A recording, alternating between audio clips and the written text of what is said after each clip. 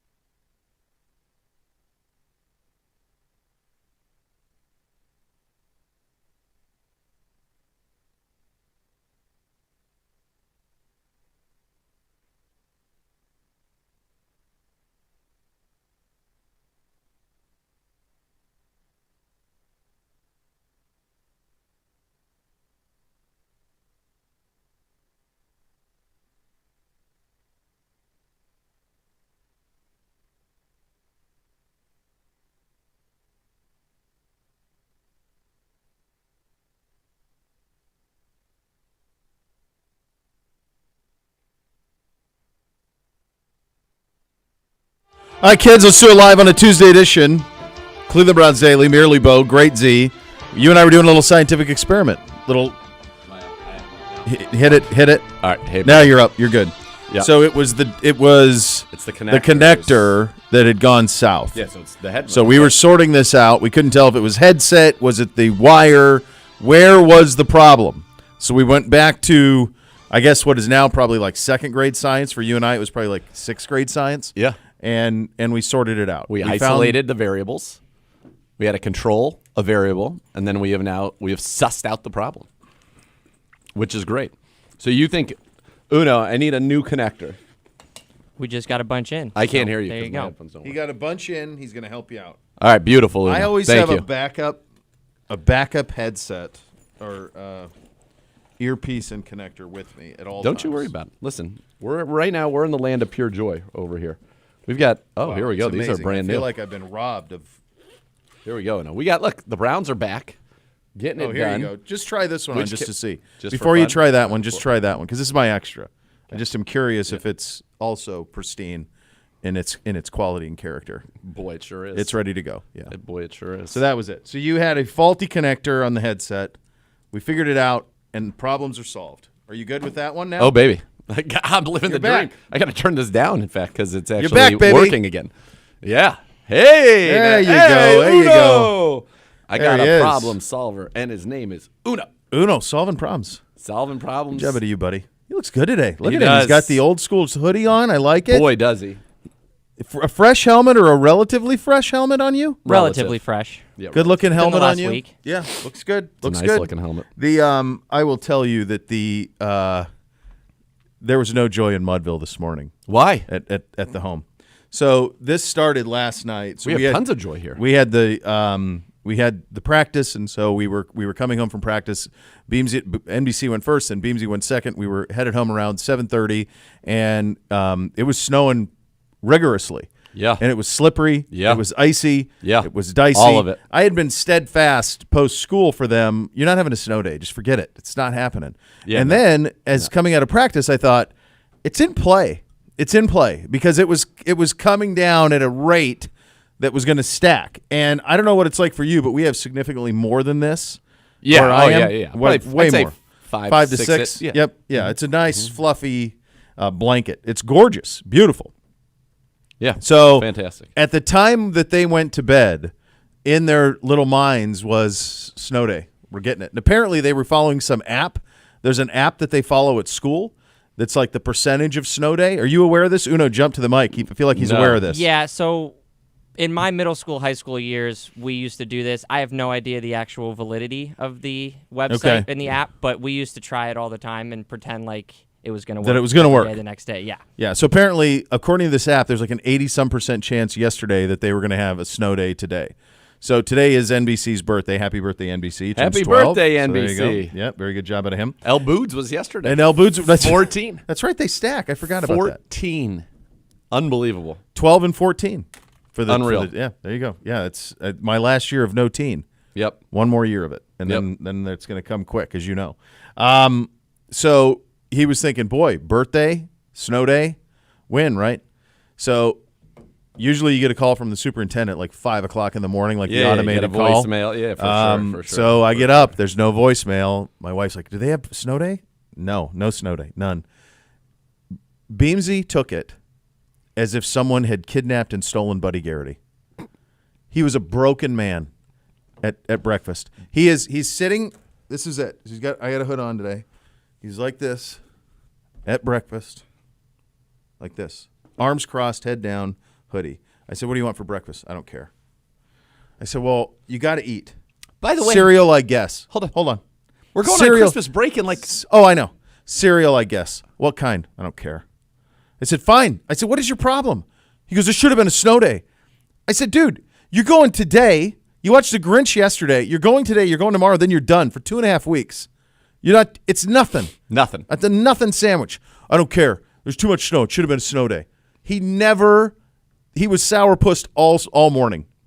Pissed off about it all morning. It's amazing. So then I just leaned into it. I just cackled about all of it and mocked them Yeah. for all of the fun. Like I was playing snowball fetch with Buddy Garrity in the snow. He's having the time of his life as they were driving off to school just to salt the wound. See you, boys. Hope you have a great day. Hope you have a great Good day. luck with all the learning. See you in another 7 hours. Beautiful. It was beautiful. Incredible dismay. It is. And It's you're right. good. That's it. They're going to be off for 2.5 weeks. Right. It's nothing.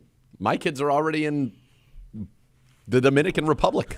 Living the best living life. their best life. Nearly. Yeah. Son kissed. I mean, that's it. That's where Yeah. it's at, baby. So that was that's how the morning went this morning. And obviously, not a lot of snow days in the Bay Area. I had none of them. Yeah, not exactly zero. Did you- Is how many I had. On a serious note, did you ever have any emergency days off? Were there ever an instance with only would be earthquake? We But got the earthquake off 19 Loma Prieta, October 17th, 5:04 p.m., 1989. That was yeah. it. So Well, we that had a was few days off. A legitimate, enormous world tragedy. Yeah. Yeah. Yeah. That was it. That's what we had off. So we had that off, and that allowed for, then they canceled the World Series. Yeah. So I remember I went and we rented Major League. So There I you could go. get a little baseball fix. Yeah. And so that's what we did. Yeah. Now they did replay that World Series. They did. They finished They it. actually did finish. They just postponed it. Postponed it. They just postponed it. I forget A's the swept. I remember them getting swept by the Reds, and then I remember them losing to the Dodgers. Well, I don't remember what happened. So the The Dodgers in-between- beat them 4-1. McGuire did have a walk-off in Game 3, 4-1. Yeah, okay. There was somebody put, I don't know if it was Super 70 Sports, like, can you name this football player who went on to have a great baseball career? And, of course, it was a picture of Kirk Gibson. Yeah, Kirk Gibson. Yeah. I was disgusted. And then they swept the Giants, and then they were swept by the Reds. So Yeah. 3 straight years, not a competitive World Series. They were the '90s Atlanta Braves inverted, Yeah. is what they were. At least they got one. Same thing with the Braves. The Braves got one, but with that staff, you would have said, how did they not win 3 or 4? And with that A's lineup, you would have said, how did they not win 3 or 4? If that disgusting display / miracle doesn't happen, I think the A's probably win that series easy. That was just that. Well, and that Billy crushed Hatcher hit 600. their spirit. Well, that's the, The Reds. Reds. One. I'm talking The about. Reds one. No, I know this, but the Reds one, like Hatcher hit 600. Yeah, and the nasty boys were nasty. Nasty boys were nasty. Yeah, that was it. Yeah. That's where that stands. Major League holds up. Phenomenal. Epic movie. Phenomenal movie. I used the Major League line in the show yesterday. You did. It's my kind of team, My kind of- Charlie. Loves him. Love Yeah. that guy. Yeah. Big fan of that guy. No practice Blue. for our team today. They're going to be back Yeah. in the building tomorrow. Joe Flacco was nominated for the FedEx Air Player of the Week for the second time in 3 games. So there you go. You can go vote on that at NFL.com/air and ground. If it's just the fourth quarter, I think he gets it easy. And now the truth is, of the 3 interceptions that ultimately happened in that game, the first was Cedric Tillman needed to bend that route. Middle of the field was open. It was a cover 2. He needed to bend that route in, and so that's tough to put as much on the quarterback. The second was obviously the pick 6 was a bang bang. Yep. The third one was on Joe, and he'd be the first to tell you that. He was a little late with the football and kind of underthrew that one a little bit. But the fourth quarter, simply sensational. 11 of 13, 214 yards, touchdown. Did 3 scoring drives. Did everything we needed to do to get the job done. Incredible. And give it to him. Why not? We got Flacco fever here. It's pure joy. They put out the call of the game. Did you get to see that? I did not. No. Oh man, you got. No. We'll watch the video in the break. You'll enjoy okay. it. But the joy of the great Jim Donovan is unbelievable. Oh, his zest is a 70. It's break zest Infinite. charts. Yeah, Infinite. It's amazing. Yeah, It's- you've never seen such zest. No. It's awesome. Yeah. And it was funny watching it back. I didn't realize in the moment. Number one, you could see the abject terror on my face when I saw the ball go onto Darnell Mooney's chest. Like you can see my jaw just be like drop. And then after we won, I needed to take a seat. I didn't even remember sitting down. I took us out. I was just like, Well, that's why I started the show yesterday with you because you're having a front row seat for this, and so many have come down to the last 2 minutes, the majority of which we've won. yeah. And if these go the other way, this is as much heartbreak as any fan base can stand, and yet it hasn't. Most of them have gone our way. A lot of them have ended with either a made kick or a missed kick, or in this instance, a Hail Mary that hits the chest and bounces into an interception. Like this, the most improbable ways. The front row seat that you have is like, and you're the one constant, like you and Gibbe. Like you guys are the Yeah. constants because you've had, Uno's been there. yeah, Uno's been there for all of them. Well, home and away. No, I'm only Just at the home, game. home. Not a constant. Yeah, not a constant. So just Sorry. you and Gibby are kind of you, Gibby and Stefanski. You're the constants. Yeah, because even Mac missed 1 game when he got sick. So Yeah. literally, just me and me, Gibbe, Gerard, And Gerard, yeah, of course. and Clay. Clay's been doing all of them. Yeah, it's crazy. This team is so fun. Just being around the city, you're Yeah. out and about from time to time, as I am. And yesterday, just in the supermarket, like everybody's coming up and talking to me. I was at CVS for a second. Everybody's coming up and talking to me. Oh. Great, John Frayne. Look at it. There needs to be a Q&A. Look at that. Oh yeah, we should have brought him in. We should bring him in. I got to bring him in. I don't. Can you summon him? I don't think he's I don't think summonable. you don't. You have to run into him, and then you can have a quick conversation. Don't be annoying. Don't waste words. Now I feel like He enjoys us. I think, our for standing sure. is as good as it could be. Yeah, which is other good. than luminaries, I would say yes for sure. That we're but very I'm low. saying for people of Of our normal means, of yeah. our luminary level. I need an answer on that.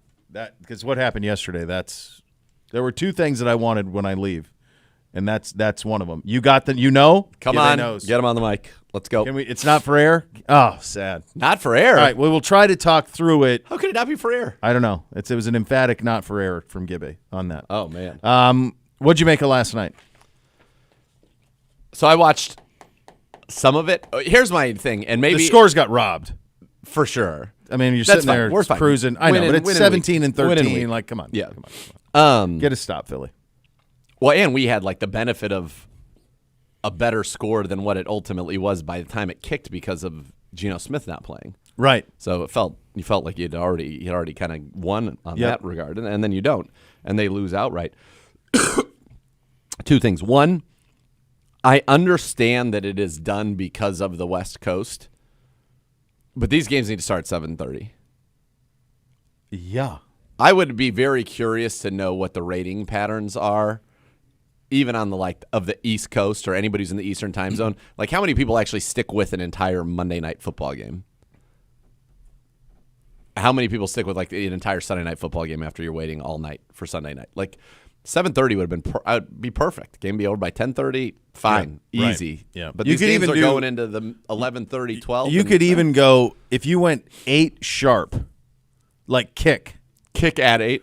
at 8. You have a chance. You got a chance. Yeah. But I'm with you. 7:30 is Yes. the sweet spot. So for that's sure. it. Second thing is, it feels like there's no joy with the Eagles. No. You heard in the Well, now you post got game. Patricia. You got Patricia, who gave up a 92-yard drive in the final 2 minutes to lose to Drew Lock. You've got Jalen Hurts in the post game talking about commitment and saying that the team's not Well, committed. then he even apologized. Somebody asked him to clarify commitment. What do you mean? And he said, I don't have a dictionary. And he's like, I apologize. And it was like, he obviously knows what the word commitment is. Like, Yeah. It was just the whole thing was weird. It's all weird. It feels like they only run 3 plays or 4 plays Yeah. on offense, and it's so predictable. And so you wonder, sometimes the loss of a guy like a Shane Steichen, who goes to become the head coach for Indianapolis, that's doing a lot of very impressive things, maybe that's a bigger deal than we thought that it was. Two things on that. I think, number one, now a full year to prepare for what Hurts did last year. And so the league, you start to get a little bit of a book on it. And he's trying to do when Mahomes was kind of off last year, when he was trying to do too much, Yeah. he's trying to do too much He is. There's no doubt. instead of just Yeah. operating. And I think also like the physical toll it takes on a human being to get hit as much as he gets hit is starting to catch up too. Yep. I mean, he's banged up and he was under the weather yesterday. I think the other thing, I think the league's a little in their head.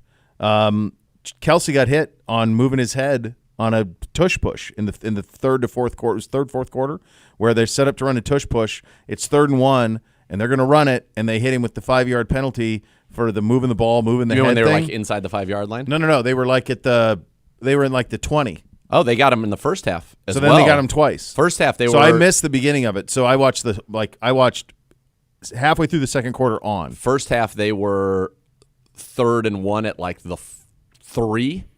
And they set got up for a him for tush it? push. They called it, ended up 3rd and 6. They handed off to Swift, nothing. They kicked a field goal. Yeah. And on the one, Peyton didn't get it. On the one they called in the first half, he moved his right leg. It was just like his right leg was kind of Yeah. set, and then he kind of like moved it a little bit, and they called a false start on him. Yeah. So I think the league's in their head with this tush push thing. The league's fed up with it. Goodell hates it. Everybody knows it. Yeah. And so they're trying to, and I think they're in Philly's head a little bit on it. So because they got him twice with it yesterday, which I thought was, so that's part of it. And yeah, I don't think there is any joy. These are long seasons, man. Yep. They're really long seasons, and they've lost 3 in a row now. All of a sudden, and they're 10-4. They're going to be fine, but they're not going to be the one. And they're a team that's really battered at the moment, and I think it's in their heads a little bit. I mean, Hurts was pretty wild yesterday. That post game out of him, Very odd. I thought that was very, very strange. Let me run this by you. From a sports entertainment perspective, few things have brought me as much joy in terms of an original venture as the Manning Cast has over the last couple of years since they've been doing it. There's been so many great individual moments. I'm watching last night, and they have McCaffrey, and then they have – so I got the end of McCaffrey and then part of Keenum. McCaffrey was great. McCaffrey was great.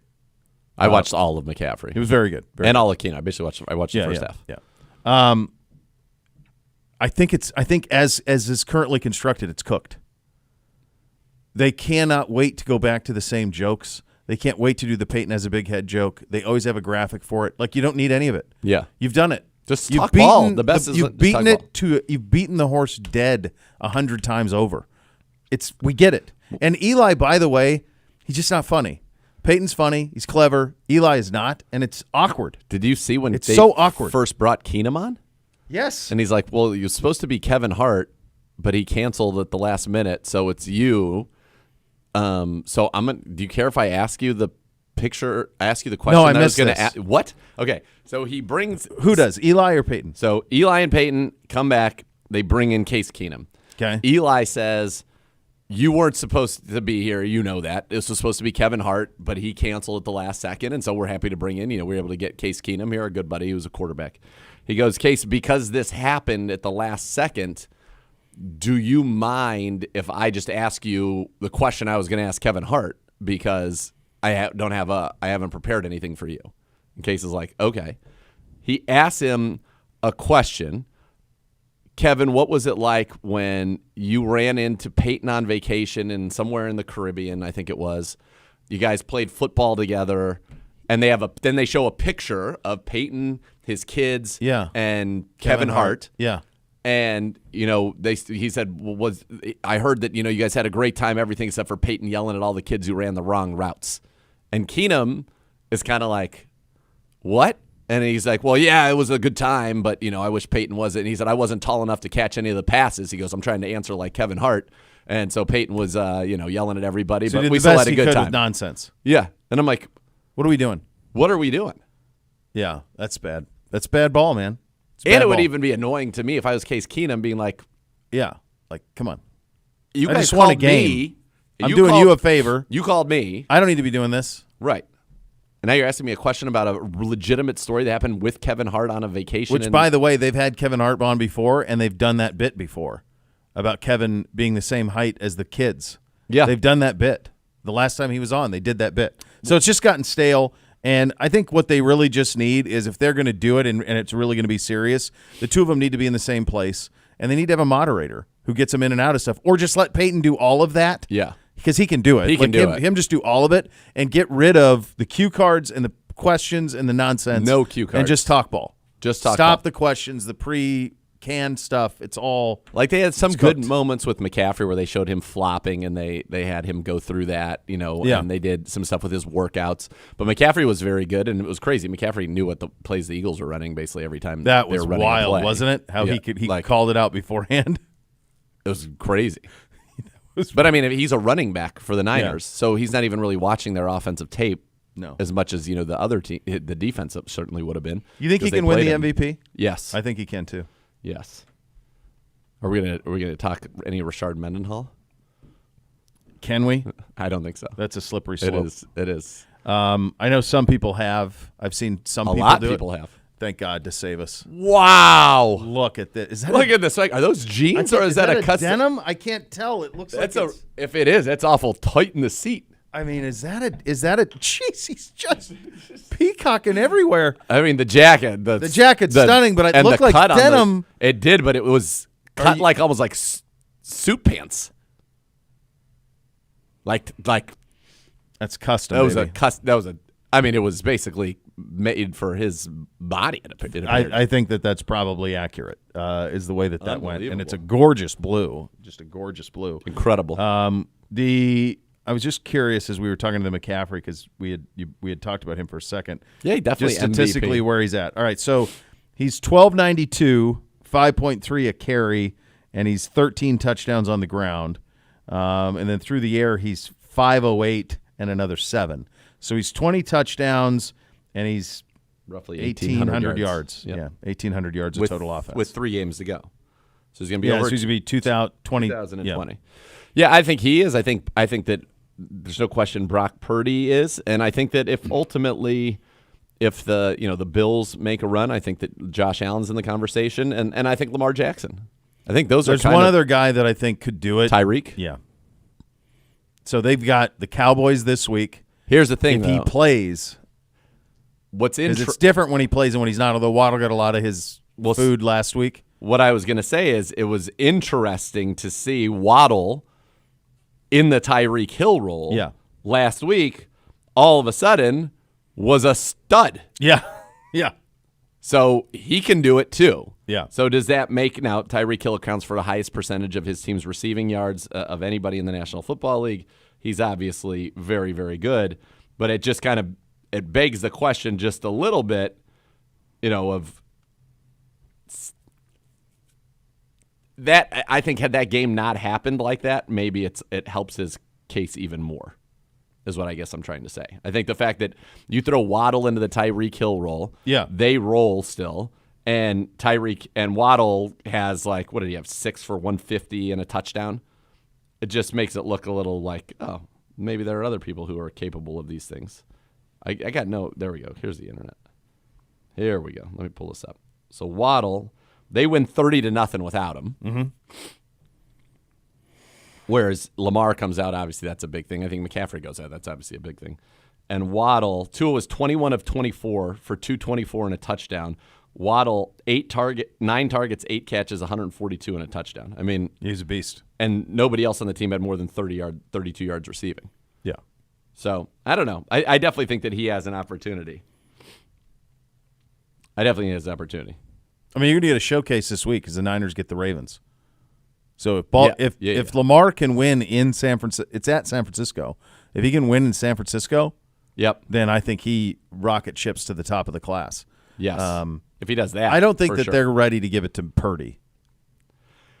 MVP is such a heavy thing, and I just don't know if people are ready to bestow that. Yeah, but at some point you You got to gotta just build- look at the facts of what he's doing, and No, I know. he is deserving of it. I mean, his numbers, his efficiency numbers are such outliers in the National Football League. I mean, you got He's going to be. It's going to be. It's a little bit like Stetson Bennett at Georgia.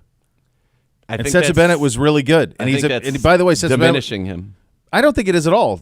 Because if you were redrafting the NFL, they wouldn't take Brock Purdy in the top 8 at quarterback. You might. Do you really think that? I do. Dude, the guy is clearly special. Like it's you not, watched their game this weekend when he's been great. You can't be critical of him without seeming like you're undermining him. And I don't mean to. I'm appreciative, and I don't think just anybody could do it. I don't think that's it at all.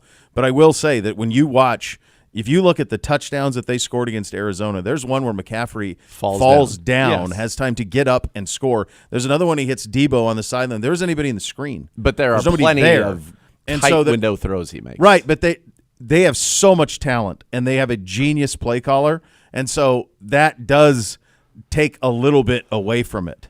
Is the All rest right. of the Well, you talent would for me. apples So, to like, apples him with Garoppolo then, right? I think he's better than Garoppolo. I mean, he's completing 70% of his passes, 29 touchdowns, 7 picks. He's number 1 in the league in quarterback rating. He's 119. He's second in completion percentage. He's averaging, this part's nuts, 9.9 yards per attempt. I'll say that again. He's averaging 9.9 yards per attempt. Here's one for you. Number 1 in the NFL in passing yards, Tua, 3,921, 458 attempts. Number 3, Jared Goff, 3,727, 499 attempts. Number 4, Patrick Mahomes, 3,703 yards, 524 attempts. And number 5, Dak Prescott, 3,639 yards, 484 attempts. Brock Purdy is second, 3,795 yards with 384 attempts. 384. So Tua's got 70 more. Yeah. Goff's over 100 more. Mahomes is 140 more. Prescott's 100 more. And he's second. Like, the guy, he leads the league, 65 passes of more than 20 yards, 13 passes of more than 40 yards. Like, at some point, he's really good. I'm not saying he's not. He's really good. All I said is I don't think if you redraft the league, he's going in the top 8. I think that would be a mistake. To me, I put him in the group with Tua. Like, I think he's like Tua to me. And they're both really good, but they're not to the level of put it on me. I got it. Like, they are being coached by elite coaches, and they have elite talent around them. They're not having to lift or elevate. I mean, we're talking about McCaffrey in the same vote, same conversation as MVP. That's his tailback. So he's got the best running back in the league behind him. He's got the best left tackle in the league. He's got Debo, who's a weapon unto himself, and Ayuk. I mean, they just have so much talent. And I think the same thing about Tua with Tua's 39-21. Good Lord, like, to your point, look what Waddle did. Like, and the system sets up for all of that because they're getting it on the ground as well. They are incredible operators, but if you talk about most valuable player, like, does it crumble if I were to put Kirk Cousins, let's say, on San Francisco, does it go to hell? No, but they went to a Super Bowl with Garoppolo. I don't think he's as good as Brock Purdy. I don't think he is either, but I think they go to a Super Bowl with Garoppolo. Yeah. So if he's not great, it doesn't really need to be. It's almost foolproof. He is great, though. He's good. He's very, very good. I'll tell you this. So if you were running an NFL team in the Bay Area right now, and I'm talking oh God, here we go. All the way to Ronnie Lott. Oh, baby. Ronnie Lott. This is Nate. Ronnie Lott invoked the name of Joe Montana. Oh, my gosh. When talking about Brock Purdy. I mean, look at him. I mean, are those? It is a denim, isn't it? It is a denim. Yeah, it's a denim. It's an unbelievable. It's outrageous. I would have liked to watch him try to get into those. So if you're saying you had 8 quarterbacks to take in the league right now. So Josh Allen, I'm thinking of people off the top of my head, not in any order, that would go ahead of him. Josh Allen, Mahomes. Are we doing draft, or are you saying like start a game this weekend? Start a game this weekend on pick a playoff on team. An average team. So let's say you could put any of these guys on the Cincinnati Bengals this week. Sure. Any of these guys on the Cincinnati Bengals. Okay. So I would Mahomes, Josh Allen, Trevor Lawrence, guys that are healthy only we're going to go with right now, right? Lamar. Well, I guess but that's going to eliminate several. It'll eliminate Burrow, obviously. Lamar. Yeah, but fine. Burrow, Herbert. Allen, Lamar, Burrow, Lawrence, I agree with. Mahomes, Herbert. Burrow. Yeah. All right, that's 6. Like, I think and then, he's next. then you have a conversation around Dak. The conversation is then around Dak, Stroud, those type of guys would be that Jalen Hurts. Jalen Hurts. That would be that next group. Tua. Purdy. Tua. But again, that does not diminish him, I don't think, in any way, shape, or form. In any way. I'd be curious if you ask Kyle Shanahan. No, that's... Hold on. Let me finish. I'd be curious if you ask Kyle Shanahan right now, who in the league would you take over Brock Purdy? I think you could do serum. I think you could true serum Kevin Stefanski, and he would probably say the same thing, that he'd take Brock Purdy over our guy. Why? Because Purdy does play action, see a guy, hit a guy. He does there's no freelance. Well, and he's operating at a level. So he's operating at such a high efficiency we just need you to be a cyborg and throw it exactly where it's wide open, and he is. And then he does make the throws down the field in tight windows. Yes. He does that stuff too. So he's kind of the apex of what they want, but they want an operator. Kyle doesn't need that. This type of offense, Kevin's, Kyle's, the one down in Miami, McDaniels, the Kubiak-Shanahan offense, you don't need Patrick Mahomes. No. In fact, you probably don't even prefer it. So he's leading the NFL in touchdowns, passing touchdowns, touchdown percentage, yards per attempt, air yards per attempt. He's averaging throwing the ball 10.6 yards in the air per pass. That's incredible. Yeah. 14.2 yards per completion, 119 rating, 76 QBR. And then he's also leading in, what is this, net yards gained per pass attack and adjusted net yards per pass attack, which is passing yards minus sacks plus passing touchdowns minus interceptions, some nonsense formula. If you popped him onto Baltimore as constructed, you just popped him on there Yeah. with that situation. I still think he's pretty good. But are they where they are with Lamar? Lamar's, and I had Lamar ahead of him. Lamar No, I know is that's because but that's of the his that's what ability makes to it a extend, trick. but That's why it's tricky. Purdy is a better, I think. It's unbelievable. How about this? Will you take this? What? He is the best. He's the best I've seen at operating this type of offense. Yeah, and he was Mr. Which is Irrelevant. It's insane. No, it's crazy. And because of that, that's how they're able to pay all the rest of these Like guys. when you watch him, his ability to layer the ball in different levels into windows, he kind of is a savant. He's a football savant in the standpoint of, and in terms of his film study, in terms of he knows exactly where his guys are supposed to be, where they're supposed to be at, and their timing and rhythm of it is flawless. There's no question. That is ultra. I'm gonna look up. We got to take a break. I'm gonna look up one thing while you do that, and then you can update the people on that. Those are the hot topics today, presented by Vivid Seats. Head to Vivid Seats to purchase the brand new Premium Terrace Experience. Your tickets comes with a pregame field pass, parking, all-inclusive food and beverage, and a $50 Brown Shop gift card. Visit vividseats.com or download the app today. Vivid Seats, official fan experience partner of your Cleveland Browns. After further review and some research coming up next, we're off and running. Cleveland Browns Daily, 850 ESPN Cleveland.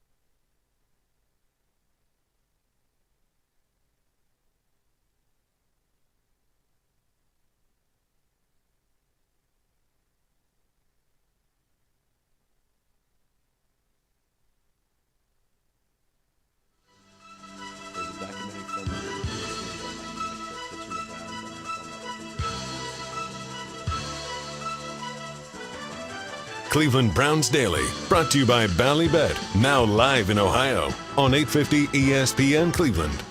Ready?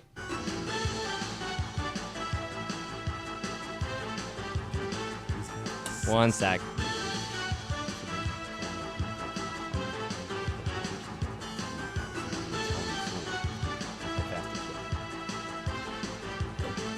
Yep. You're up. Car, truck, or motorcycle accident caused you injury. Call the injury lawyers at 1-800-ELK-OHIO for a free case review.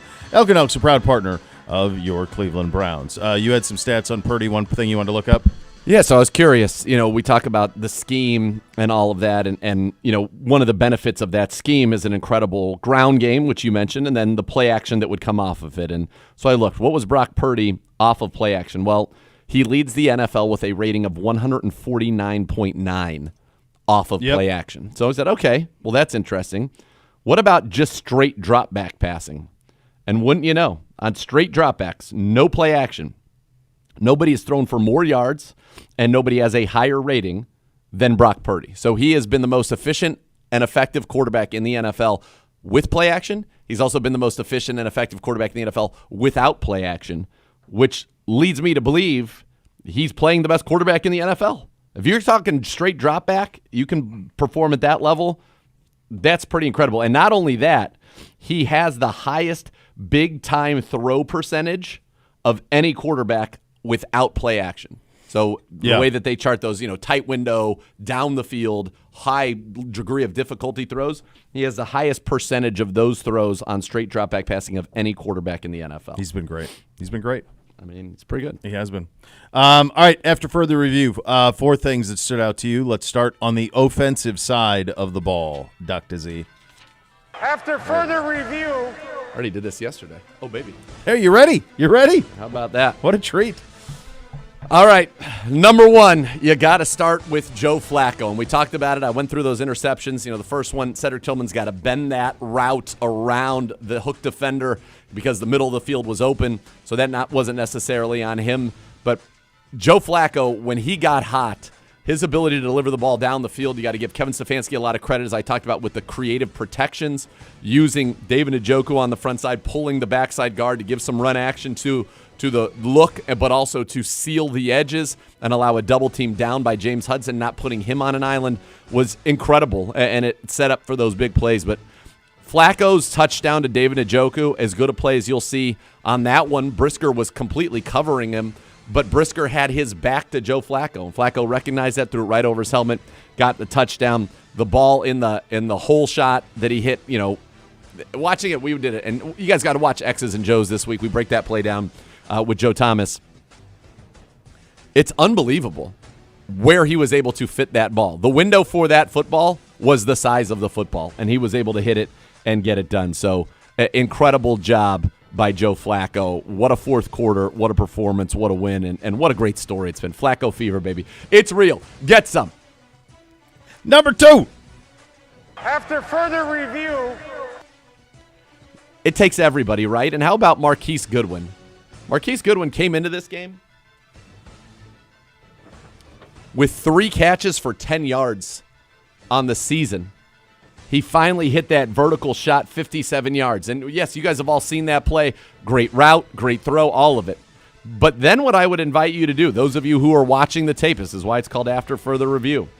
I want you to go to the first play on the last drive. All right. Browns gained 31 yards to David Njoku. And what does David Njoku do? He runs a very simple out route. And lo and behold, he's wide open. Why is he so wide open? Well, I'll tell you. Because of Marquise Goodwin. Marquise Goodwin's on the outside of the formation on that particular play. He runs against cover 2. It looks like cover 2. Maybe it's quarters. He runs against their quarters defense, a vertical.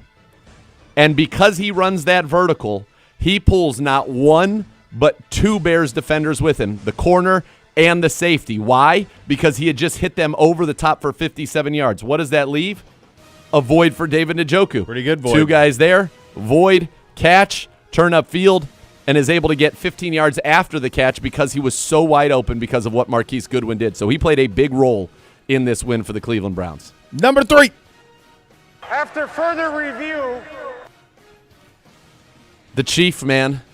The Chief. The touchdown catch The guy had his arm in between both of his arms, doesn't get it out, and then has the wherewithal while he's lying on the back of the end zone to look at, I think it was Matt Starkey or Chris Kim, one of our photographers, to look right at them while they took a picture of him. Unbelievable. Then he got the kid on Angry Runs who was now on Good Morning Football this morning, or yesterday morning, with Kyle Brandt, said it was his favorite moment. Cam, shout out to Cam. The Chief, career high 10 catches. He's at a career high in receptions, yards, touchdowns this season. He has become such a leader of this football team.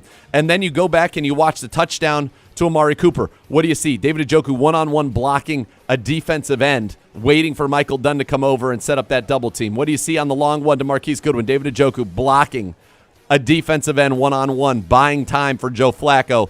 So he does it all. He is a complete tight end, as complete a tight end, quite frankly, as I think we've seen in the game since Rob Gronkowski. That's the level that he's playing at right now. And the Chief with Joe Flacco, you think last 2 weeks, 195 yards, 3 touchdowns. Yep. I like it. Like it a lot. I like it a lot. Number 4. After further review, Kareem Hunt's final stats were nothing crazy. I'm going to pull those real quick. He finished with 7 carries for 8 yards. He finished with 1 catch for 12 yards.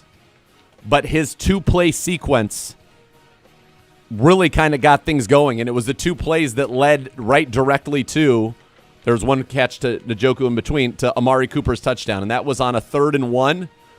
He picks up 2, and on the very next play, we kind of tried that little trick play where it was a direct snap, flips it back to Flacco. Flacco, the pressure breaks down, protection breaks down, gets it to Kareem. High one. If he tips it, pick. Misses it, pick. Catches it, picks up 12 yards.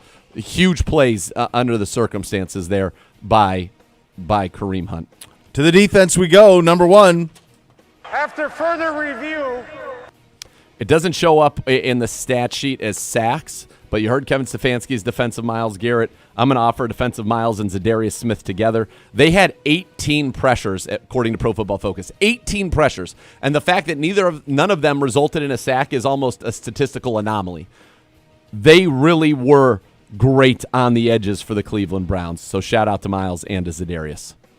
Number 2. after further review, Dalvin Tomlinson had his best game as a Cleveland Brown. And I know he had the game earlier this year where he had 2.5 sacks. This game was better. He had a sack that, look, they What gave happened? it to Alex Wright. They gave it to Alex Wright. We watched it. I love don't- Alex, but what are you I do doing? too. I don't know. It felt like it was definitely his sack. He had multiple quarterback hits, multiple tackles for loss. He was in the face of the quarterback constantly, dominant against the run in the middle. I thought Dalvin Tomlinson, like I said, I thought that was his best game as a Cleveland Brown and couldn't have come at a better time. Number 3. after further review, Second-year players that had to step up. Alex Wright, DeAnthony Bell. Bell played very well in the Grant Delpit role. Comes up with the big interception at the end of the game to ice it. Alex Wright, the sack. Well, that wasn't as impressive as what he did on 3rd and 1. They tried to run a jet sweep. He kept his eye discipline, maintained that forced defender, did not let anybody get outside of him, made the play that got the Browns the ball back. Alex Wright had a heck of a game. DeAnthony Bell as well. Finally, number 4. after further review, How about the rookies making huge plays? Ronnie Hickman stepping up, one of the highest graded safeties in the NFL this week at Pro Football Focus. Huge pass breakup, coming all over the place, being phenomenal as that kind of deep safety. Uno, keep it great together. Uno. We play a lot of No, let him live. We keep it single high safety. He did a great job on that. We saw what he did as a blitzer the week before. He played well. Mahmoud Diabate comes up with the fumble recovery. Yep. An undrafted free agent. Cam Mitchell, a 5th-round pick. Great in coverage in the nickel. You didn't have a full game of Denzel Ward, but what did he do for you? Well, he comes up with on 4th and 1. He even took 1 false step and then is able to get back outside, trip up Justin Fields. By the way, do you know what the first offensive play we ran after that 4th and 1 stop was? Well, it was a false start. Then that next offensive play, 57 yards to Marquise Goodwin. Yeah. That's a 2-play sequence that changes the game. Shout out Cam Mitchell. Good job out of you. Thank you. Very good job. JOK at the podium coming up next. You'll listen to Cleveland Browns Daily, brought to you by Ballybet, sports betting partner of your Cleveland Browns, now live in Ohio on 850 ESPN Cleveland.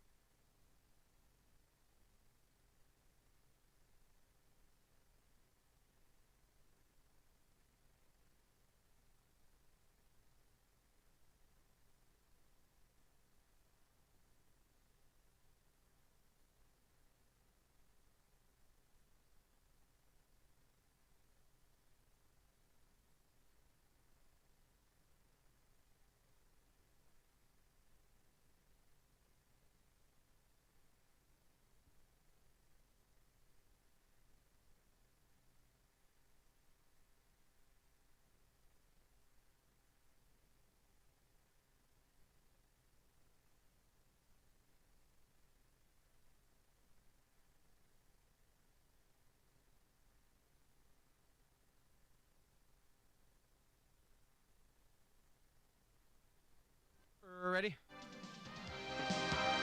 Yep. You're up. OBM, the preferred provider of compliments document services for the Cleveland Browns. Tackle any size office. That number is 216-485-2000 or visit ohiobusinessmachines.com. And now let's head to the podium. Jeremiah Wusu-Koromoa. Jim, I asked You're done. about this. What do you think has made you such a much better player this year than as you've grown in your pro career? I think in some sense, every player has a developmental or has those developmental steps. I think that's a part of the game. You know, it's a game of experience. It's a game of knowledge. It's a game of IQ. And the more that you get time and the more intensity that you put into it each and every year, I think that, you know, each player continues to improve, whether you see it physically or mentally, whatever that may be, you do see a progression. I don't think it's one thing over another, but I think it's that holistic journey of putting intensity to the steps that are needed to take each and every year. Hey, Jeremiah, I was just, rewatching some of your highlights from yesterday and the way you are able to kind of move all over the field. I know that's something that we've talked with you a lot about over your career, but coming off the edge and certain blitzes and things like that, how much do you enjoy those opportunities and take advantage there? What allows you to do that? Yeah. Well, definitely first praises go to the defensive line for some of those plays, really all of the plays, really. I think that the defensive line is our engine, and the way that they are able to press the ball and reset the line of scrimmage allows us as linebackers and safeties to really fill those holes and those gaps.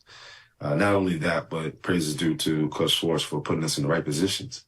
Calling the blitzes when we, want to attack, making sure that people are in the right places with the right personnel at the right time. So I don't think it's so much of me. I'm not just that type of guy. I would rather give those credits to other people. And it's not just a sense of being humble. I think that it really does revolve around those people. If Coach Schwartz doesn't call that play, I probably won't be able to be in that position. If the D-line doesn't press, and reset the line of scrimmage, then I got three guys in front of my face. So, that's what I'll answer to that. I mean, to that point, you guys have, started to have injuries pop up. I know last year it was the linebacker room. This year it seems like it's other position groups on the defense that are kind of going through that. But, that relationship between these units still seems to be so, complementary on the defense. What's allowed that despite new guys having to step in different roles? Yeah. Well, I think that we started off that in the offseason during camp. I think that we grew such a tight bond with that. We were able to, no matter what guys we add or what guys we subtract, we're able to kind of at least keep the chemistry. I think chemistry revolves around the culture. So if the culture is that strong and we're missing people, the chemistry will still be there. So I think that that's really been our ideology, is just to be able to keep the same energy, keep the same intensity, keep the same brotherhood feel, keep the same, what they call them things, the same memos and the same, I'm missing a word, the same creeds. That's what I want to say. Same creeds, whether it's, when we do our job, we win, or whether that's, making sure that everybody knows that the defensive line is the engine, the linebackers and safeties are the nerve center.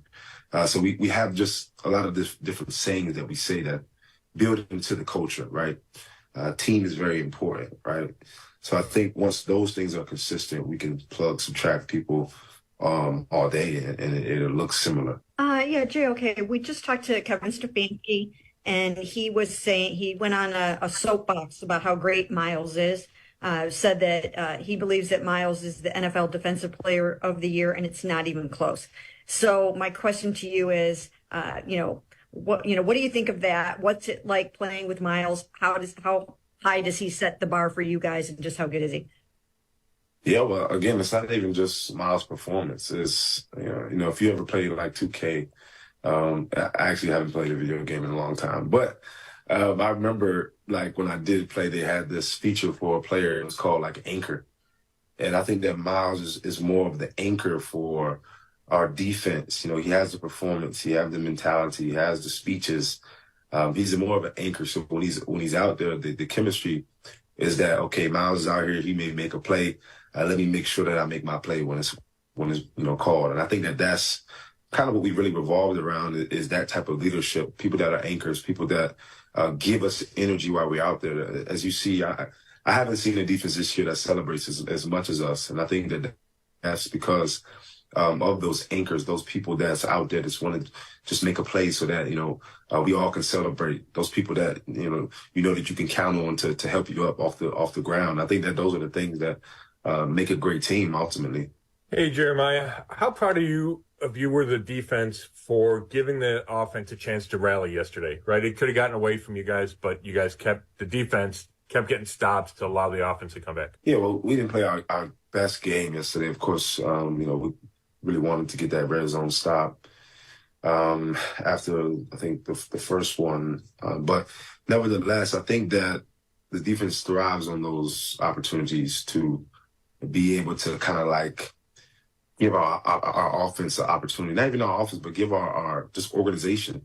This organization and our fans have been so faithful to us for a long time, and we want to make sure that we can do all that we can. Again, do your 111. Us as a defense first wants to make sure that we can, come back and do anything that we can to give us that opportunity. And of course, I'm very proud of our defense for stepping up and making those plays. Alex Wright on that last sweep. I mean, that was probably one of my favorite plays of the game, to be honest. Such a great job. I don't know what happened with the offensive scheme there, but left Alex. But that's part of what we're saying, right? Alex, I don't think, I think Alex, did they go out there first? Maybe first or second, one of the two. But that just shows you the versatility of how many guys we do have that can step in. D'Anthony Bell going out there doing his thing yesterday. I think we did a phenomenal job of just plugging and playing pieces and allowing, each other to feed off of our energy. And I think that was a great job, actually. So. And one of the first things Jim Schwartz did when he came in is he made it very clear he wanted you guys to have fun out there. You have assignments. There are expectations for you to make plays and things like that. But the fun part of the game, how much fun are you guys having on your side of the football this season? Yeah, I think we're having, you guys see it, right?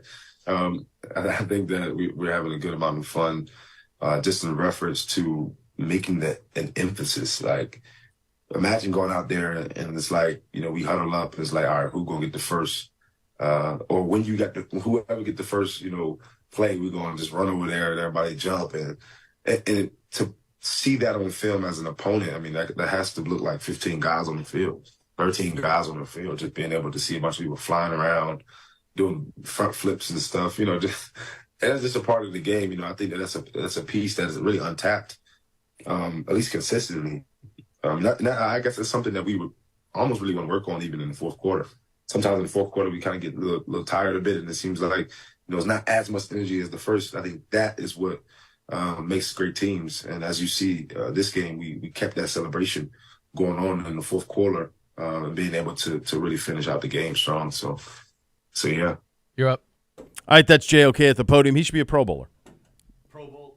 One more. Pro Bowler, All Pro. It was when I first talked to him there, wasn't there yet. Yeah, then it was. Pro Bowler, All Pro, 18 tackles for a loss. Mm-hmm. That's as many as Myles Garrett has ever had in a season with the Cleveland Browns. Yeah.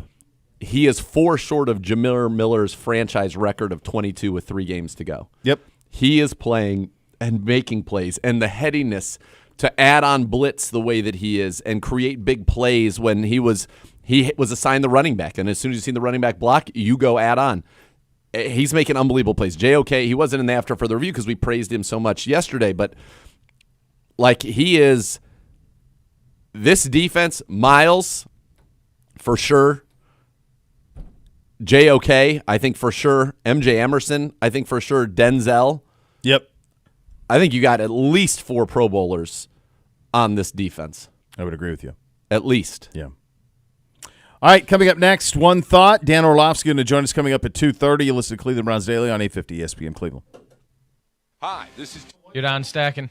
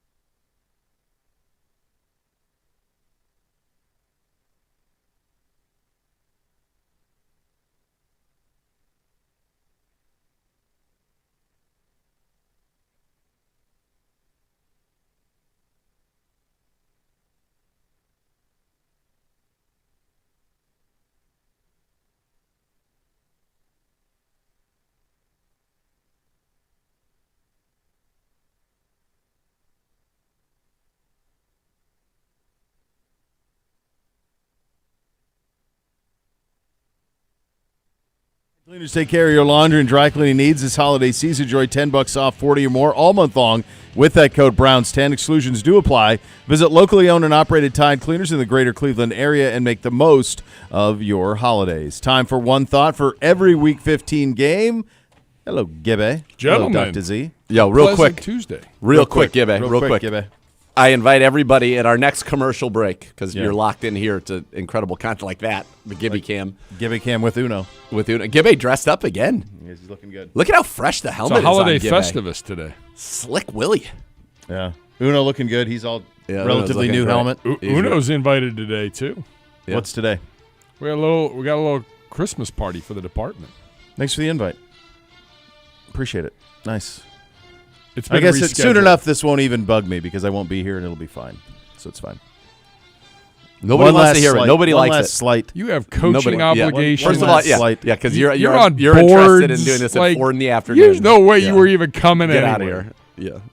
And enough with those comments. Nobody wants them. Nobody likes them. I'm telling you, people are getting up. They're Nah, they don't care. yes, You'll be they fine. are. They do. Gibby will tell you. They Yeah, care. they do. No, you'll be They fine. do. No, nobody wants you to quit. Nobody. And my vote should count 1 billion, and I vote all 1 billion on you. All 1 billion? Yeah. All the votes. All of my votes are you entire- don't do The it. Yeah. entire My percentage. block. Yes. Your voting block. However many. goes there. Yeah. 100%. Stay. All right, very good. Very good. Anyways, you're saying. As I was saying, in the commercial break, check out the tweet I just posted. Inside the NFL had Stefanski mic'd up for this game. His reaction to the Mari Cooper touchdown's kind of funny, and then his reaction at the end of the game is awesome. It's Check it inside out. the NFL. So Inside he the was NFL. mic'd. I tweeted it He out. was mic'd up for the game on Sunday with Yeah. NFL Films. Oh, wow. Oh, it's from NFL Films, yeah, Yes. and on Inside the NFL. Oh, I got it. Yep. Yep. I tweeted it out. I said, this is so great. It's unbelievable. Very good. Very good. And I'm hopeful. Am I speaking out of turn, Yellowstone? There'll be additional maybe things on Sideline to Sideline when it comes out later this Oh, week. baby. Sideline's an unreal show, by the way. Tremendous. If Larry David were selling it as a car, he would call it the GT. Guaranteed tremendous. That's an all-timer when he's slinging Well, Toyotas. because remember, it starts out the GTS. What's GTS stand for? Guaranteed tremendous safety. Well, then what's GT? Guaranteed tremendous. So good. All right, we have a lot of games to get Yeah, to. we gotta go. We got one thought from Week 15 in the National Football League. We'll start with the Saturday games. Bengals 27, Vikings 24 in overtime. Bengals 8-6 on the year. Bishop, one thought. Jake Browning's really good. 70% completion since he's been the starter. They only have the one loss. He lost to Pittsburgh when he came in relief in the Baltimore game. Then he lost the Pittsburgh game. They've won since. They control his rights for the next 2 seasons. So all of a sudden, for a team that's going to have a hard time keeping some assets together, if he continues to play well, they may have a tradable asset in Jake Browning going forward. So that's something that just kind of happened for them. And but he's been great, and they are legitimate. They got a chance. They got a real path. I think they have a tradable asset in Joe Burrow. You could do that too. That would be another option. It would be an If option. you didn't want to pay him, the owner, an option. Well, they already have paid him, though. They've paid him. Yeah, maybe Kinda, the owner. it's a tough one but to maybe move. the owner's like, well, I can Well, save that myself owner a for few sure dollars. is saying, "Are we sure we did the right thing?" Yep. Yeah. Anyone can throw it to Jamar Chase, who, by the way, is going to miss this week with the separated shoulder. Yeah. 2 things. First, Jake Browning at the end. He started as an undrafted free agent with the Vikings. Did you see his "You never should have cut me"? I did. When he screamed that? Yep. He was there from, 19 to 21, I So think. he'd been there with Stefanski. Yep. In 19. That I thought was great. And then the other part is the Vikings absolutely choked this game away. Nick Mullins, 2 picks in the red zone in the first half, which were one of them was the most egregious. Like when you're getting sacked and you're on the ground, just throwing the ball willy-nilly is not a good idea.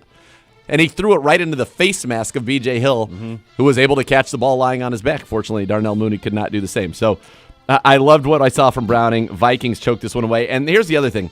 I realize it's very difficult to get spots right in the NFL, but on 3rd and 1, they got the first down. Yeah. I don't think there's really a question about it. Yep. And then on 4th and 1, we know they didn't. But it should never have gotten to 4th and 1. They got it on 3rd down. And the fact that one referee was a good yard and a half behind the other or official, and they went with that one was insane to me. Yeah, and how is wild. it? By the way, just and put a it's chip in the ball. challengeable. Just put a chip in the ball. It's enough. How would that work? Put a chip in the Dur- two noses of the ball. Okay. One on each end. There's a chip in a phone where you can tell where your kids are right now within the exact. Yep. Like, come on. Like, put a chip in the front and the back, both noses of the ball. This is the exact yardage. It's right here. It's on the 38.5. Perfect. Boom. Done. Why are we having guys run in? I think we should have a song about it. It's a chip in the ball. Ooh. Okay, so far we've gotten through one game. Let's go to the next one. Put a hole in the ball. games. 2. Put Colts a chip in 30. that ball. 3. Hot Make a dog measure the water ball. smelling That squealers. is how you do it. 13. I think I'm done. I think that Pittsburgh I'm not going to Steelers- be any better than I just was. No, I think that's good as it gets. Here it is on Pittsburgh. They're 7-7. terrible. They have a new quarterback this week. Yeah, he's been there forever, Rudolph. Yep. They're 7-7. They get the Bengals. They're at Seattle, at Baltimore. This might be the year that he doesn't get the winning record. Yeah, I would say This I might would be say 7-10. And by the way, it's crazy to me that they are ready to run him out of Pittsburgh. It's nuts. It's insane. It is. Yeah, He's Just hire gonna- a good offensive guy. They might end up trading him and Well, there'll getting an be asset suitors. for it. There will be suitors. There will be suitors for sure. Yep. Up next, Lions 42, Broncos 17. Broncos 7-7, Lions 10-4, but no playoff berth yet. Bishop, one thought. I did not see this one. I didn't get this one right either. I know you did get this one right. You thought Detroit would cover. I thought Denver would keep it close. They didn't at all. I'm having a hard time figuring out Detroit week to week. They look great one week, then bad the next. I don't know what they're doing. I can't make sense of it. And it's really one of their best seasons in the last 20 years. My dad was sending me a series of texts. Nerd, the fix is in. That the refs somehow cheated the Broncos in this game repeatedly.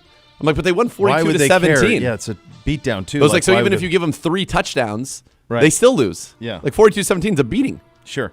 Is that it? Nerd.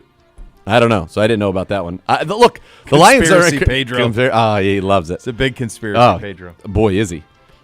The Lions are really talented, and they're good as anybody, and then they're bad is not. They're kind of like the Cowboys in that regard, where you feel like they could dominate any team in the NFL, and then you feel like they could be dominated. I like that. Up next, we can spend a whopping 8 seconds on this. Not even 10. Panthers 9, Gutless Falcons 7. Panthers' second win of the year, Zagura. Your boy.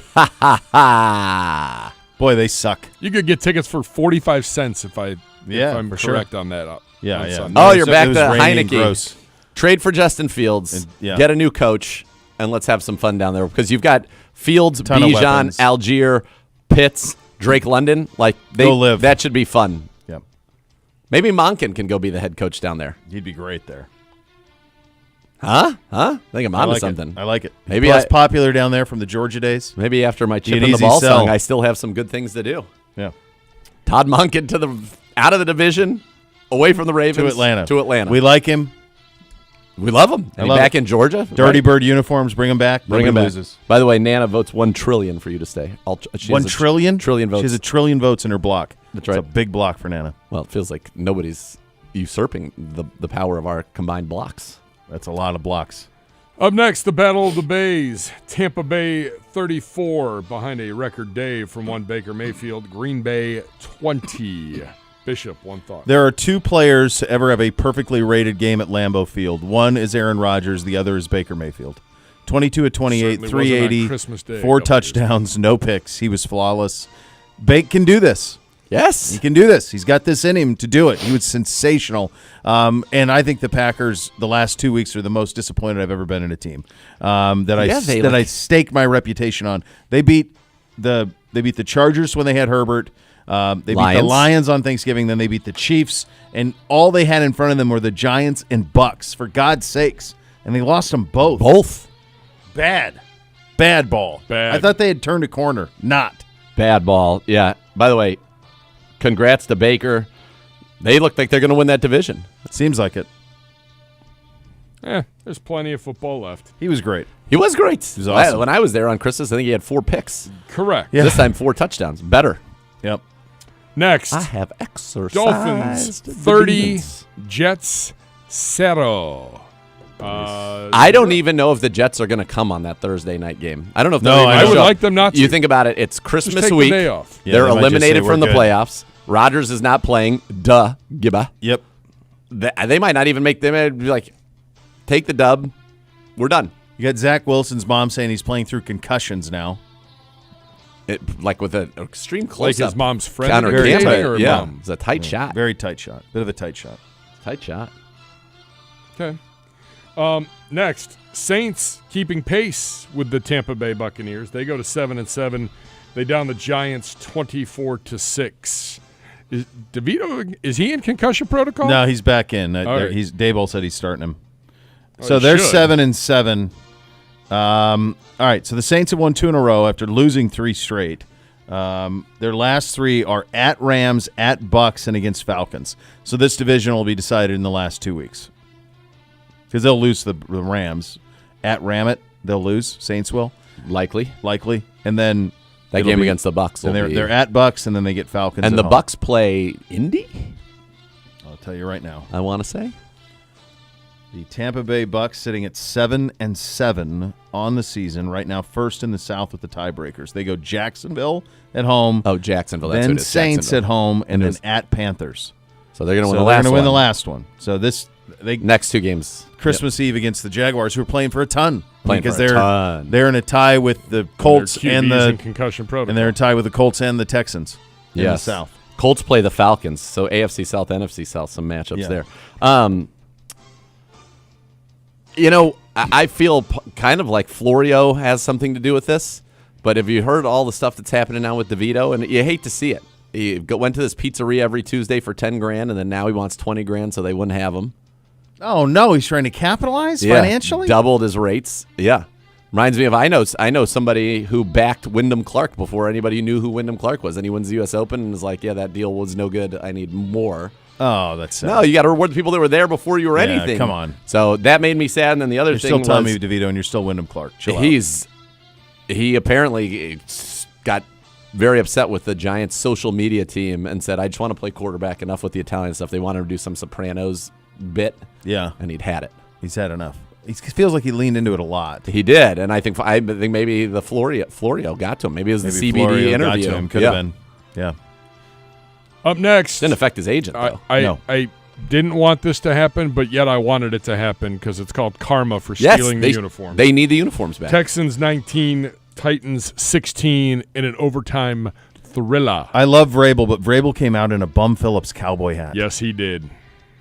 Against Houston. Stop it. It's the karma. They That's should have won bad this game. It was karma, all man. the karma. That's bad. You know what? That's bad. I said if I owned Houston, I would go, fine, you can't use the Oilers. I would pick another shade of light blue other than that light blue and say, we're light blue and red. Deal with it. Deal with it. You can't own a color. I'd call it and be like maybe like the Houston Drillers. Perfect. I love it. Houston Drillers. Drill. Drill, baby, drill. Drill, baby, drill. You could have a lot of merch. I like that. Houston Drillers ain't bad. I'm full of good ideas today. Yeah, you are. You've got a lot. Right. It's a lot. You see, full zest is back. Totally, I'm back. There's no question. You're back. I'm back, baby. You're back. Up next, guys, it was close for a little bit, and then Kansas City remembered their Kansas City, and New England remembered their New England. Chiefs 27, Patriots 17. Patriots now 3-11. Chiefs recovered to go to 9-5. Zagura. I just am excited for this offseason to see if Bill Belichick and potentially even Mike Tomlin are on the move and what that looks like and where they end up. Edelman say that Bill would really enjoy San Diego, like the Chargers situation. Yeah. LA, I guess. Whatever. I know he would. Yeah, that he could see him going there. Chiefs are no Pacheco. Kelsey dropped one off his hands that he got hit, but normally that's a catch for him. T. Swift was not pleased. Not pleased. No, she did tip well though. God bless her. Seems like a good girl. Yeah, I think she gets it. Yeah. I mean, you think about what she did for everybody who was on her tour. I mean, everybody. Anybody who loaded a box got a 6-figure thank you from her. Yeah, that's awesome. Everybody. Yeah, good job at her. Yeah. Next, Zagura, we'll keep it with you. The 49ers 45, Arizona 29, Cardinals 3-11. Not really a whole lot there since Kyler Murray has come back. Meanwhile, the 49ers continue to cruise. They're 11-3. Nate, every day I send you a text about how great Brock Purdy is. Maybe even 2. That's where it's all coming from. Oh yeah, I'm being battered. I'm being battered. He's Geppetto. He's Geppetto, yeah. I gave him. Next listen, thing you know, when I first where's all brought this it up, coming from? I'm like, God, you're really well versed on Purdy and all the stats, and it's all Pedro. He's infiltrated your brain. Well, I'm next just thing you know, reading we're facts. propaganda for Purdy as MVP on Cleveland Browns Daily. Well, I feel. Can you like imagine him cackling at this I think segment? it's pretty good. If this was all his undermining, Oh, my God. good Lord, they're good. Yeah. Not much more to say. Very Nope. good. They're the best team in the NFL right Yeah, now. by a Period. decent margin. The Rams making a little run. They are Yes. 7-7. Rams 28.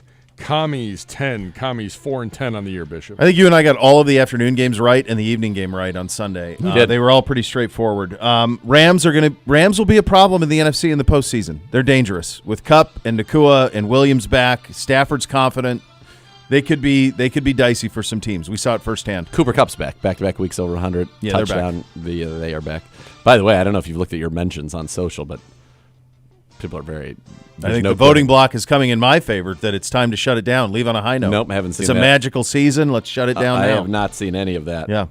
Quite to the contrary. Bills 31, Cowboys 10. We talked a little bit about this yesterday. One quick thought, Zagura. I believe we had that. Slumtown. I McCarthy. said Slumtown, and it was. This was one that you could see coming from a billion miles away. Dallas cruises against Philly at home. Yep. Chesty. Chesty. Going up to Orchard Park. Beat down. Beating. No. If I was power ranking the AFC right now, Buffalo would be number 1 in the AFC. And they might not get in. Agreed. Now, they've got to go. They got to play Miami. Hold they got on. to play Their final New three. England. Who else is it? They're at the Chargers Saturday. Patriots, and then Dolphins. And then Dolphins. Now they got to win them all because they have no tiebreakers, so they can't be with anybody 10-6. Everybody 10-6 beats them on tiebreakers, so they got to win them all. They got to get to 11, and they can. The Dolphins have the Cowboys, Ravens, Bills. They need that game to be nothing to Miami at the end. Yes. If that's the case, then they will go 3-0 and they'll make the postseason. They'll be the most dangerous 7 seed since the Giants. All right, we got to go to break real quick. Ravens 23, Jags 7. 4 trips inside the 30 in the first half, and they scored no points. Gross. Very gross. Dan Orlovsky coming up next. You'll listen to Cleveland Browns Daily on 850 ESPN Cleveland.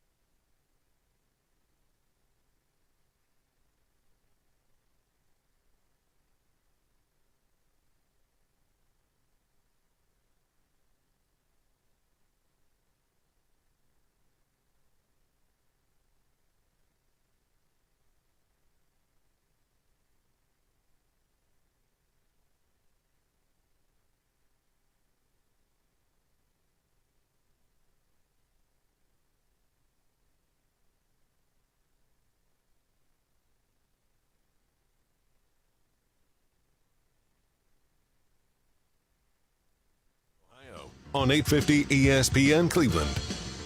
Guys ready? Yep. Orlovsky's on hold. You're up.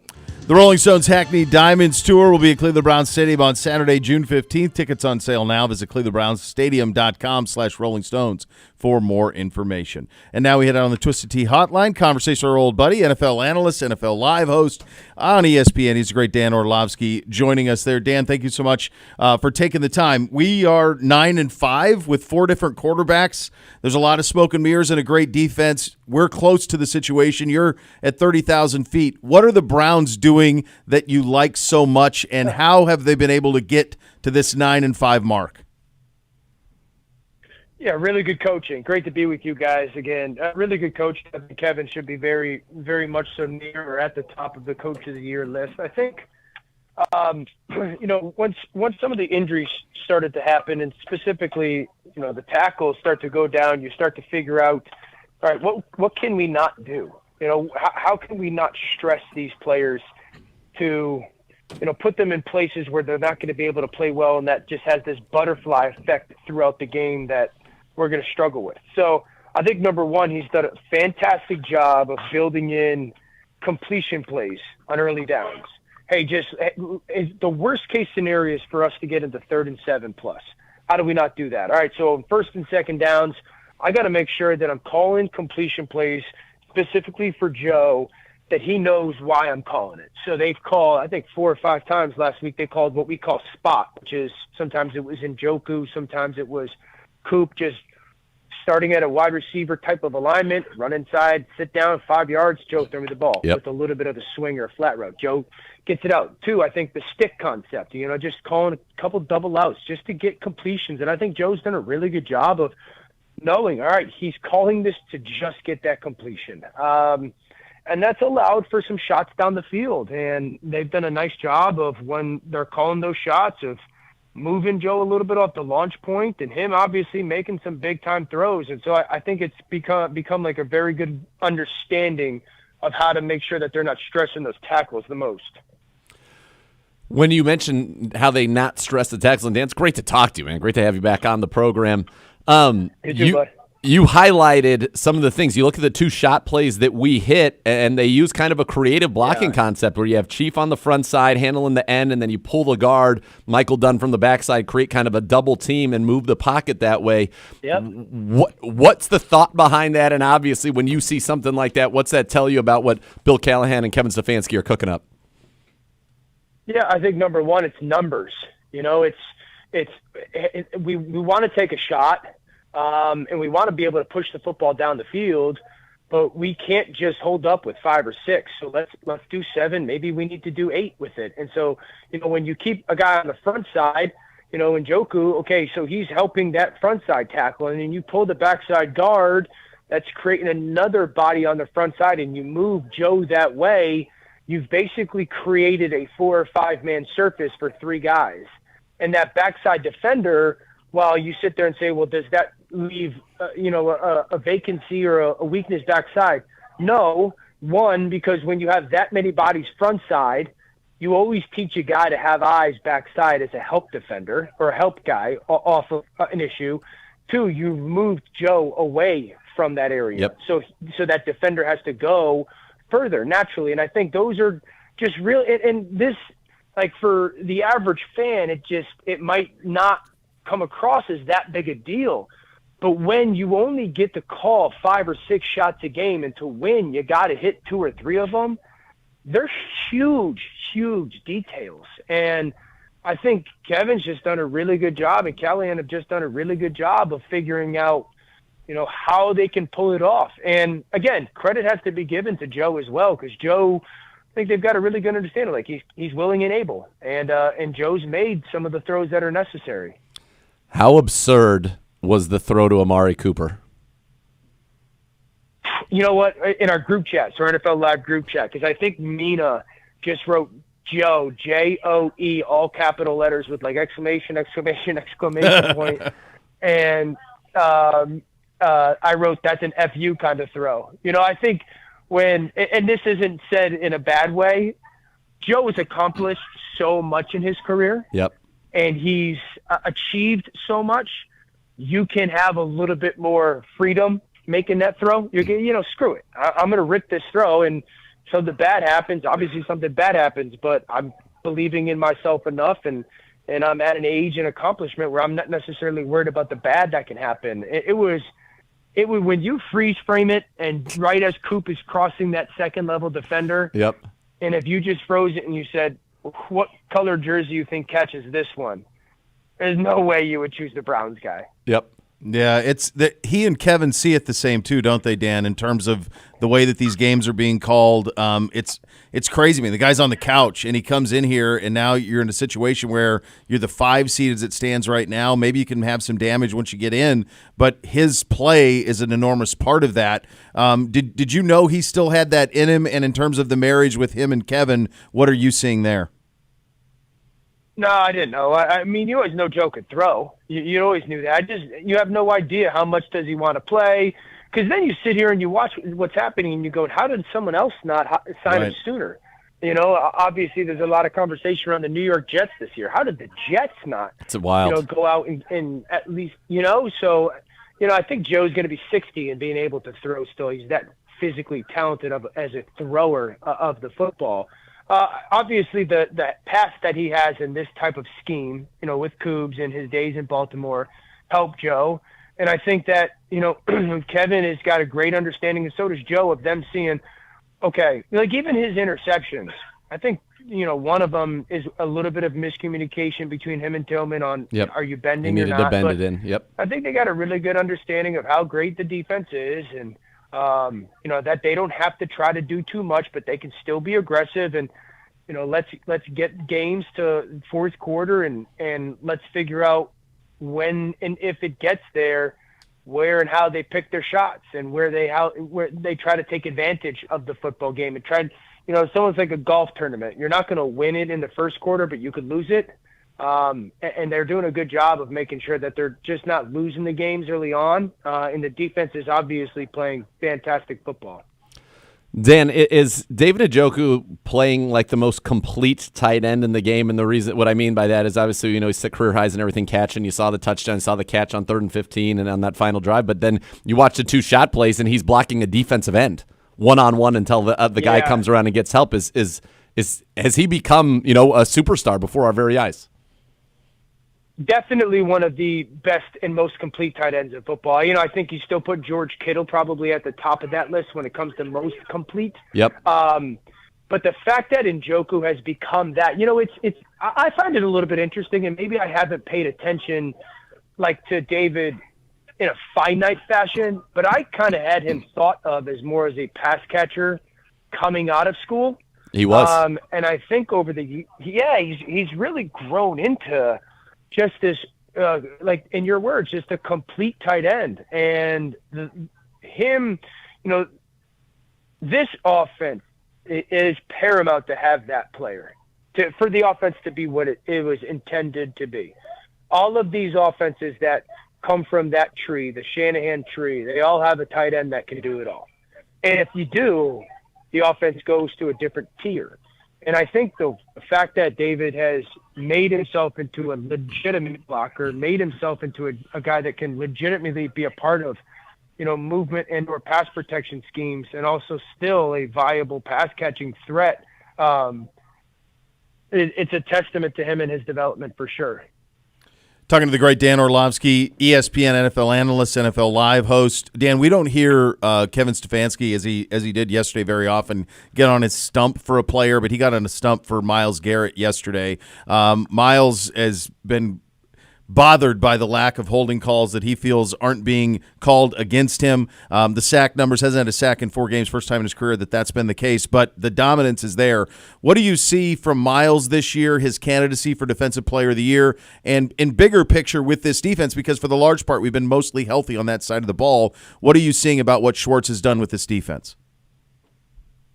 Yeah, I mean, Myles, obviously, I've seen that from not only Myles, but, Micah has said the same thing down in Dallas. And, I think those, Myles and TJ Watt, and there's probably a couple guys that are deserving of that Defensive Player of the Year conversation, MVP, at least flirt with it. I'm not surprised with what the defense has done with Coach Schwartz. Immediately this offseason, it was like, hey, this defense will be in attack mode, and we saw that from really week one.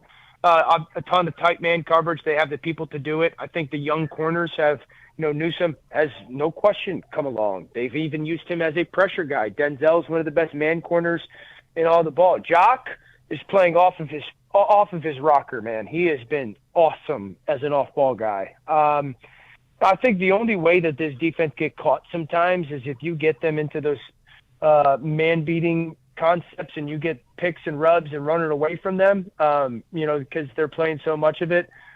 They get caught a little bit. I do like some of the variants on third down that he's gotten to with some of their unique pressure packages, but Miles has been spectacular. And it's really cool to see a guy that's been a part of some down years.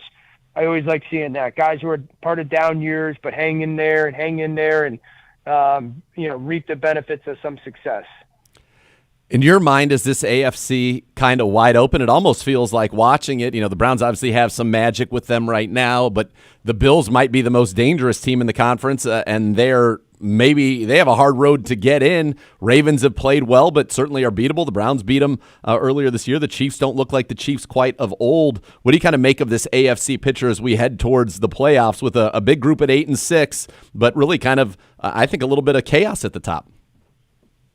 Yeah, completely wide open. I think Buffalo's the second most dangerous team in football, if I'm being honest, outside of San Francisco. I think Buffalo's is firing right now, and they figured out through their injuries, and Josh is playing at a high level, and the defense is creative, and Sean's done an outstanding job with those pieces. And, now with the balance they have in offense. Here's the thing, do I think it still goes through Kansas City? Probably, but it's hard for me to watch Kansas City's offensive tackles and think that's a Super Bowl winning offensive tackle group. Obviously, the drops and lack of communication are a huge part of it. Baltimore is awesome. My only hesitation with Baltimore is there's stretches of sloppy play, and that gets me concerned. There just is. There's stretches of sloppy play, and is that going to come back and bite them? Miami's a very good football team. I think if you could throw the ball to your backs and your tight ends, you can beat Miami. And you got to get Miami off balance offensively. When they're in balance and like in rhythm with their check with me at the line of scrimmage too was fantastic. We'll see what comes out of the South. CJ in Houston and Indy and their RPO game. And I think there's some I don't know. There's no clear cut favorite. No. No, it doesn't feel so. Dan, we appreciate your time so much. Get you out of here on this one. 3 weeks to go. Where's your head on MVP? Like the AFC playoff race. I mean, I think the MVP is completely wide open. Brock Purdy, Christian McCaffrey, Lamar Jackson, Tua, Tyreek, Josh Allen, CJ Stroud. I think it's completely wide open, and the final week or two is going to determine it. It's going to be like the Heisman Trophy in college football. Who's going to have their moment? I think you're right on that. Exactly. Great stuff as always, Dan. Thank you so much for your time, and we always love to see your success, and you're just killing it. Not you need us to tell you that, but it's cool to see, buddy. Yes, it is. Keep it up, man. Appreciate you guys. Good to connect again. Be well. Enjoy it. All right, that's Dan Orlovsky, NFL analyst and NFL Live host. I like what he said there at the end on the Heisman, that it's going to come down to moments. Like there will be a moment Sunday with Baltimore and San Francisco where somebody could get ahead. I mean, a week ago you're talking about Dak for the MVP, and then they get humbled by the Bills. So there is going to be something here in the next 3 weeks. And so if you take that Heisman analogy out, what you also have to have is the stage. So you have to have the big games down the stretch to be able to steal it. And I know Dallas plays Miami, so there's a kind of an elimination game. Baltimore and San Francisco kind of has that same feel to it. Who else do you Josh Allen. Josh Allen, for sure. He goes 3-0. For sure. If they get in at 11-6, it's there. Yeah. Yeah, it'd be there. So it could be wide open for that thing. This is going to be fun last month. There's 11 teams in the AFC, 11 teams in the NFC that are within a game of being in the postseason. So with 3 weeks to play. I'm pretty sure you have 3 in the. There aren't many eliminated, but there's also like 5 and 9 isn't eliminated. Like the Chargers aren't technically eliminated. Right, the only technical eliminations in the AFC are Tennessee, the Jets, and New England. And but just go to the 7-7 number up. Yep. And there's like 11 teams. And in the NFC, it's just Washington, Arizona, and Carolina. Yeah, it's wild. In the NFC, yes. And 6-8 really in the NFC is still alive. So 6 and Absolutely. 8 You have and up in the 11 NFC. teams. You have 11 teams in the NFC that are 6-8 or better, and you have in the AFC, which is such a. We knew it was loaded, but it's amazing. You've got 11 teams. As your point, 7-7 or better. Well, 9, 8, and 6 or better. Think about this. In the AFC, you've had catastrophic injury to franchise quarterbacks at at least 3 teams who viewed themselves as playoff contenders. Certainly with Rodgers, with us, and with Burrow, all lost their quarterbacks for the year. Certainly Pittsburgh thought Kenny Pickett that they would be a playoff team. They haven't played that well. I don't know why either, but maybe delusional, but they had. Yeah. They did think that. We did. No, we did not. I believe we had that. Yeah. Yeah. The fact that they were 7-4 at one point is crazy. They were 7-4, and then all they had to beat was the Cardinals and the Patriots. Yeah, that's right. We thought they were going to be 9-4. 9-4. Yep. Yeah, it's amazing that their sorcery worked early in the season. You knew it would run out eventually. You can't be that way without reverting, and eventually they did, and now they're now who knows where it goes from there. But this is going to be a very thrilling last 3 weeks of the season. Yeah. In terms of jockeying for playoff spots, the MVP is wide open. There is you think about the times where Hurts felt like the leader, where Dak Prescott felt like the runaway leader. Now who knows? We'll see what the last Purdy Lamar. I think this is a big one for the MVP. If one of those guys, I wouldn't count out McCaffrey either. I think McCaffrey and I think Tyreek Hill, if he plays great, the last 3, like if he can, because he missed one game. Yeah. But if he could go to 2,000 yards receiving, he's got a shot at that thing as well. All right, so much more to come. In fact, there is so much more to come. You're listening to Cleveland Browns Daily on 850 ESPN Cleveland.